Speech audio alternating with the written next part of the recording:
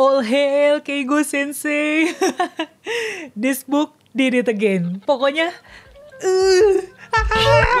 Hey fellas, welcome back to my YouTube channel. My name is Saya. Phew, what a ride. Sebuah perjalanan yang menguras emosi dan juga energi karena dibikin tegang sama aksi kucing-kucingan polisi serta pelaku di dalam buku ini. Oke. Gue intro dulu sedikit ya. Jadi di video ini gue bakal ngebahas Tragedi Pedang Keadilan, sebuah novel karya Keigo Higashino. Ini gue pegang yang versi terjemahan bahasa Indonesia. Kalau cek di Goodreads, buku ini, judul ini tuh belum ada versi terjemahan bahasa Inggrisnya. Jadi senang sekali kita di Indonesia nih ya bisa menikmati karya satu ini dalam bahasa ibu. Seperti biasa gue akan kasih tahu dulu blurb atau sinopsis singkat supaya kamu kebayang ini tuh ceritanya tentang apa, baru nanti kita masuk ke bagian reviewnya. Disclaimer dulu sebelumnya karena buku ini mengangkat isu-isu sensitif seperti perkosaan dan juga kejahatan di bawah umur, sehingga dimohon kebijakannya dalam menyimak review ini dan juga sebelum membaca bukunya karena buku ini ditujukan untuk pembaca dewasa. Tragedi Pedang Keadilan ini bercerita tentang tokoh utamanya, Nagamine Shigeki, yang setelah kematian istrinya hanya tinggal berdua dengan putri semata wayangnya bernama Emma. Akan tetapi sebuah kejadian mengenaskan menimpa Emma yang pada saat itu berusia sekitar 15 atau 16 tahun. Dia terpaksa harus jadi pemuas nafsu dua remaja laki-laki dan berujung meninggal. Mengetahui hal itu, Nagamine Shigeki nggak bisa tinggal diam. Berbekal bocoran dari seorang penelpon misterius yang ngasih tahu lokasi keberadaan kedua remaja tersebut, Shigeki bertekad untuk membalaskan kematian putrinya. Di sisi lain, polisi dibikin terpojok oleh situasi itu. Mereka harus mengamankan pelaku pembunuhan yang masih di bawah umur dari kejarannya Shigeki, tapi di sisi lain mereka juga harus menghadapi simpati masyarakat terhadap kejadian mengenaskan yang menimpa Shigeki dan memaksa polisi untuk membiarkan dia melaksanakan niatnya. Siapa yang akan menang, Shigeki atau polisi? Kalau bisa simak ceritanya di buku ini. Itu tadi blurbnya, sekarang kita masuk ke bagian reviewnya.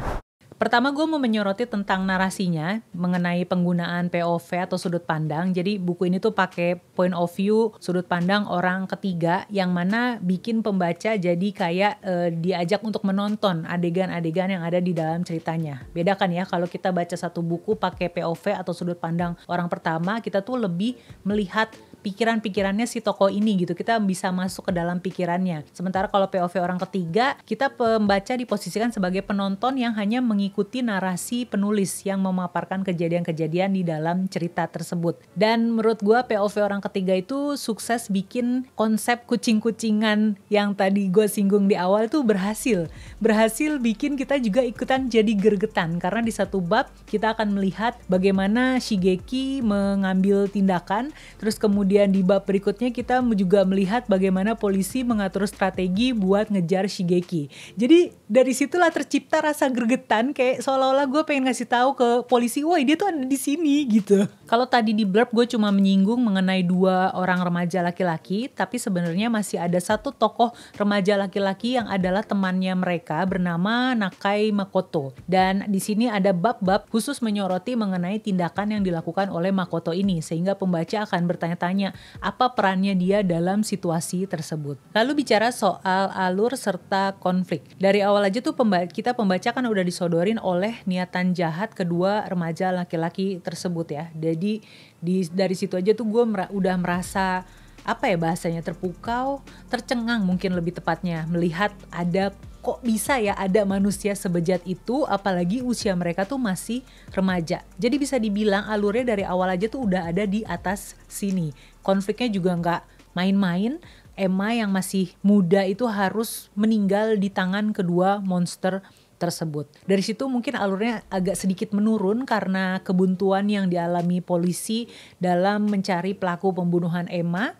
Tapi di sisi lain ya, kita melihat situasi yang dialami oleh Shigeki ketika dia menerima bocoran dari seorang penelpon misterius yang ngasih tahu keberadaan atau lokasi tempat tinggal kedua pemuda tersebut. Itu bikin situasinya kembali menanjak naik gitu ya, kembali tegang karena kemudian tercipta situasi kejar-kejaran antara polisi dan juga Shigeki. Dan pas banget lagi greget-gregetnya tuh ya, ada dong muncul tokoh baru lagi yang bikin gue mikir kayak elah ini siapa lagi sih, mau apa gitu, dan apa perannya dalam situasi tersebut. Dan gak cuma ada satu tapi ada 2 tokoh baru yang diperkenalkan di tengah-tengah cerita.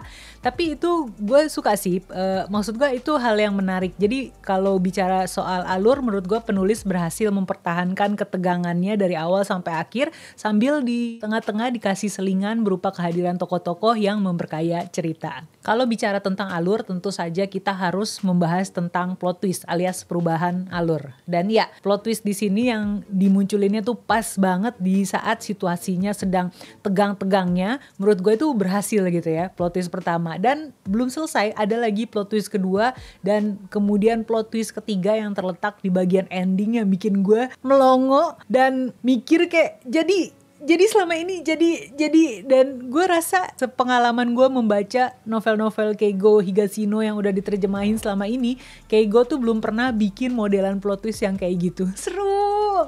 Sekarang kita bicara tentang tokoh-tokohnya. Gue rasa pembaca pasti bakal atau akan ikut bersimpati juga ya sama tokoh Nagamine Shigeki di dalam cerita ini. Apalagi emang banyak bab-bab yang fokusnya lebih menyoroti situasi yang dialami oleh Shigeki, jalan pikirannya, tindakan yang dia ambil. Jadi ya bisa dibilang karakter atau tokoh Nagamine Shigeki di sini karakternya kuat atau dominan dalam cerita. Tapi ya namanya juga Keigo Higashino ya, kalau nyiptain tokoh-tokoh tuh nggak pernah main-main, karakterisasinya selalu kuat, detail, apalagi tokoh-tokoh remaja di sini ya emang begitu gitu kelakuan remaja, berasa kayak dunia adalah miliknya sendiri. Tapi bukan itu yang mau gue soroti, yang pengen gue soroti adalah di setiap novelnya Keigo Higashino tuh selalu ada aja gitu ya tokoh yang bucin. Begitupun di buku ini. Tuh gue sampai mikir kayak harus banget ya ada dimasukin kejadian, adegan atau tokoh yang bucin seperti itu. Tapi ya udahlah ya, namanya juga ciri khasnya penulis. Oke, mengenai kekurangan, ini juga lagi-lagi adalah ciri khasnya penulis sih, yaitu di tengah-tengah cerita tuh pasti ada aja narasi-narasi yang panjang dan lebar gitu ya, yang kalau di judul-judul lain sih gue dibikin bosen. Tapi untuk di buku ini, narasi panjangnya itu tuh lebih berfokus atau berisikan tentang pikiran-pikirannya Shigeki, dan somehow gue merasa relate.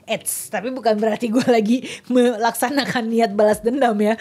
Di sini kan Shigeki itu kayak semacam ngasih tahu kalau dia tuh capek banget gitu ya, pengen keluar dari situasi ini. Maksudnya jadi buronan itu dia pengen berhenti, dia pengen nyerah aja. Apalagi dia juga nggak punya strategi khusus karena nggak gampang gitu mencari satu orang di satu daerah. Ibaratnya tuh kayak nyari satu jarum di antara tumpukan jerami. Jadi ya somehow untuk narasi-narasi panjang di buku ini sih gue menikmati ya. Jadi kekurangan yang satu itu nggak masalah. Tapi ada satu lagi kekurangannya yang berkaitan dengan ending cerita gitu. Yang gue mikir kayak kenapa banget sih harus dibikin kayak gitu, gregetan. Jadi berdasarkan pertimbangan tadi ya, gue mau kasih rating, tadinya sih mau kasih rating 4,5 ya, karena ada adegan bucinnya itu. Tapi setelah gue pikir-pikir lagi, di novel yang berjudul Kesetiaan Mr. X pun itu lebih bucin lagi daripada ini, dan tetap gue kasih rating 5. Dan ya setelah menimbang-nimbang akhirnya gue mau kasih rating untuk Tragedi Pedang Keadilan ini 5 dari 5 bintang. Ini adalah judul terfavorit kedua setelah Kesetiaan Mr. X buat gue. Setelah ini videonya akan bersifat spoiler, jadi buat kamu yang gak pengen kena spoiler yang belum selesai baca, mungkin bisa berhenti dulu sampai di menit ini. Nanti kalau udah selesai baca bisa lanjut nonton di menit sisanya. Tapi yang pasti setelah ini gue mau membahas hal-hal yang lebih detail berkaitan dengan cerita, bahkan berkaitan dengan plot twistnya.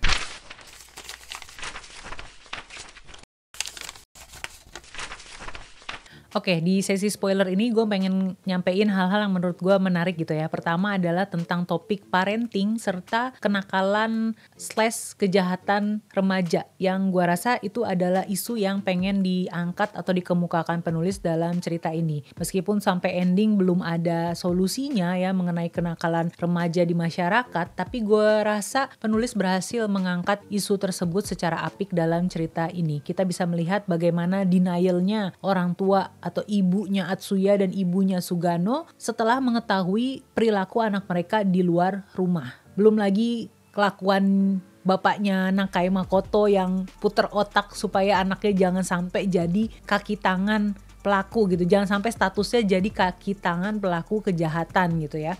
Ya paham sih kenapa dia melakukan hal tersebut, entah karena sayang atau entah karena alasan yang cukup egois, yaitu supaya jangan sampai keluarga mereka dipandang sinis oleh tetangga atau bahkan oleh orang-orang di tempat kerja mereka. Jadi bingung kan? Yang mana itu membawa gue ke poin berikutnya mengenai sanksi sosial dan cara media membingkai sebuah peristiwa. Kan kita bisa lihat ya di sini bahwa acara TV yang dihadiri oleh Ayumura itu sebenarnya nggak lebih dari sekedar dalam tanda kutip acara gitu untuk mendapatkan rating TV, untuk mendapatkan penonton. Begitu pula dengan artikel yang ditulis di tabloid Ice yang ujung-ujungnya meskipun mereka berdalih itu untuk mengangkat fakta yang terjadi di masyarakat, tapi ujung-ujungnya malah jadi nyudutin pelaku dan malah bikin masyarakat memberikan sanksi sosial terhadap pelaku kejahatan. Yang mana sebenarnya juga nggak bisa dilihat secara hitam dan putih ya. Yang namanya pelaku kejahatan tetap pelaku kejahatan gitu. Tapi dengan media membingkainya seperti itu, yang ada malah masyarakat terdorong untuk menghukumnya secara sosial. Yang ketiga adalah tentang narasi. Yang gue amati ya, di judul-judulnya Keigo Higashino yang stand alone kayak Tragedi Pedang Keadilan, terus Angsa Kelelawar, itu tuh selalu ada satu tokoh yang bertindak sebagai narator yang akan memaparkan cerita, ya kan? Kalau di buku ini tuh peran tersebut jatuh kepada Oribe. Kalau di Angsa Kelelawar ada tuh satu detektif senior yang gue lupa namanya siapa. Kalau di sini Oribe, petugas polisi yang masih muda tersebut, dan gue sempat mengira kalau si Oribe inilah yang jadi pembocor informasi ke Shigeki, tapi ternyata kan bukan gitu ya. Dan itu berkaitan dengan poin keempat yang pengen gue soroti, yaitu mengenai plot twistnya gitu. Gue gak nyangka banget kalau ternyata yang ngebocorin informasi ke Shigeki mengenai keberadaannya Atsuya dan Sugano itu adalah pihak kepolisian sendiri gitu kan ya. Sementara penulis memframing kita untuk mempercayai bahwa semua itu adalah ulahnya Nakai Makoto. Well, in a way sih itu memang ulahnya Nakai Makoto, tapi dia juga kejebak gitu ya, kejebak sama si polisi ini, si ketua timnya namanya siapa? Hisatsuka ya kalau gak salah. Itu seru banget. Hal lain yang pengen gue soroti adalah bahwa di buku ini tuh kayak menyinggung mereka-mereka yang sudah menua dan terpaksa harus menerima keadaan tersebut gitu. Kayak misalnya si Shigeki karena sudah tua dan kena penyakit mata kering, dia gak bisa lagi menjalani hobi menembaknya itu. Kemudian si Ayumura yang tadinya berprofesi sebagai sopir truk, tapi karena dia udah mulai menua terpaksa harus ganti pekerjaan dan sekarang jadi sopir taksi. Gak tau kenapa semakin berumur gue tuh kayak makin notice hal-hal kayak gitu, tau gak? Halah. Kalau kamu mau kasih komentar yang berhubungan dengan hal-hal spoiler, bisa ditulis kata spoiler ya di depan komentarnya supaya teman-teman yang belum baca nggak kena spoiler. Kalau kamu suka pembahasan satu buku yang disertai dengan pembahasan secara spoiler, kasih tahu juga ya di kolom komen ya, supaya bisa gue pertimbangkan untuk bikin lagi di video-video berikutnya. Jangan lupa like video ini kalau kamu suka, subscribe juga ke channel ini, dan kita ketemu di video review berikutnya. See ya!